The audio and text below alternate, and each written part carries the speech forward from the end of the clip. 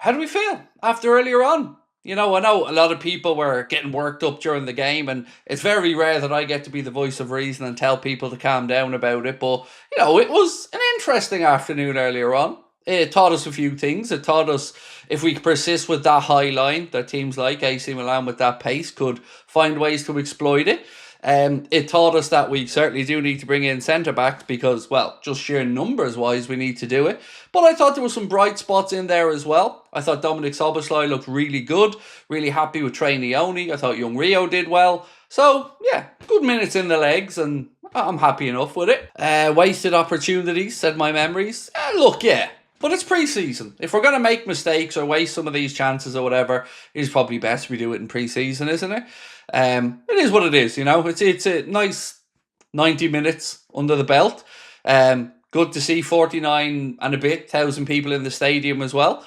Virgil, again, was talking about the pitch a little bit, which did look great to me as an observer, but look, job done. One more game on Wednesday against Yokohama Marinos, and then it's back to the UK, and of course that double header against Athletic Club. Right, so there were some good showings, said Frank Slater. Young Rio made me smile ear to ear, said Ed McKenzie.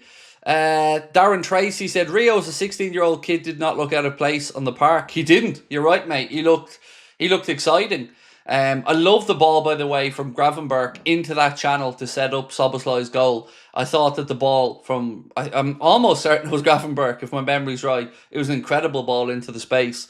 But yeah, interesting stuff there, bits to learn. But again, I think if I'm going to look at a negative, what today showed me is that I still don't think Tyler Morton is there, and I don't think we're going to see Tyler Morton stay at Liverpool. I don't think. For me today, as much as it's unfair to judge anybody in a preseason game, I just didn't see it with him today. I thought he was caught in possession a few times. That ball from Costas as well, back to Marmadashvili at the end of it, was shocking. But look, it is what it is. Thankfully, no new injury concerns.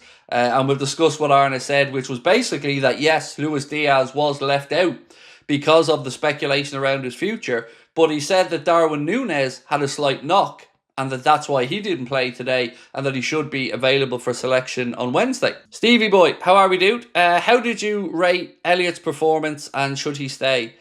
So, I thought Elliott was good. I'm a fan of his. It's never been a question for me if Elliott's good enough to play for Liverpool or not. It's a question of his development and his minutes. Do I think he stays? I don't. I don't, because I think ultimately he's going to look at it and think, I need to go and get minutes. This is a time now where he's got to push on. He'll have eyes on wanting to get to the World Cup with England as well.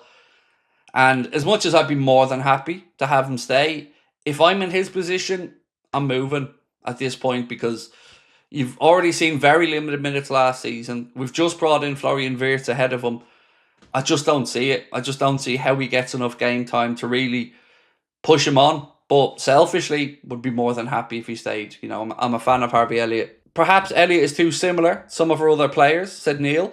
I think Jones progressed ahead of him last year, and I don't really see, with the addition of Florian Wirtz, how Elliott gets the game time. But look, ultimately the decision will be his, and if he wants to stay, I'm sure Arne would be happy to keep him around. The real Johnny Sin said, how jobless do some of these rival fans have to be tuning into another team's pre-season games and clowning Wirtz because he didn't score in 45 minutes?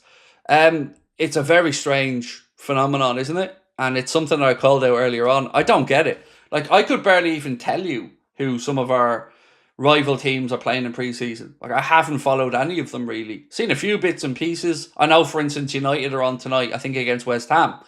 I know Arsenal played AC Milan the other day, but apart from that, I certainly wouldn't be dropping in, watching their games and dropping into watchalongs and stuff to try and troll. But what I take from that, mate, is that they're worried about us. And they should be. And they're looking for anything to try and make themselves feel better.